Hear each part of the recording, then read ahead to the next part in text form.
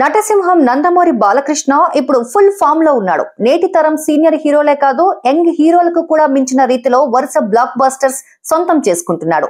పోయినేడాది దసరా కానుకగా భగవంత్ కేసరిని విడుదల చేసి బ్లాక్ బస్టర్ అందుకున్న బాలయ్య ఈ ఏడాది దసరా కానుకగా బాబీ సినిమాని ప్రేక్షకుల ముందుకు తీసుకొచ్చేందుకు ప్రణాళిక సిద్ధం చేస్తున్నాడు. బాలకృష్ణ 109వ చిత్రం బాబీ దర్శకత్వంలో రూపొందుతోన్న సంగతి తెలిసిందే. సితారా ఎంటర్టైన్మెంట్స్ నిర్మిస్తున్న ఈ మూవీ పక్కా ప్లానింగ్ తో సాగుతోంది. ఇప్పటికే 30% షూట్ కంప్లీట్ అయిన ఈ సినిమా ప్రస్తుతం అన్నపూర్ణ స్టూడియోలో వేసిన ప్రత్యేక సెట్ లో షూటింగ్ జరుపుకుంటోంది. ఈ నెలాఖరు వరకు అక్కడే చిత్రీకరణ సాగనుందట. అయితే మార్చి నుంచి బాలకృష్ణ ఎన్నికల హడావిడిలో ఉంటాడు. ఈ నేపథ్యంలో ఈ చిత్రంలో బాలకృష్ణ లేని సన్నివేశాలను పూర్తి చేయడానికి సన్నాహాలు చేస్తున్నాడట బాబీ.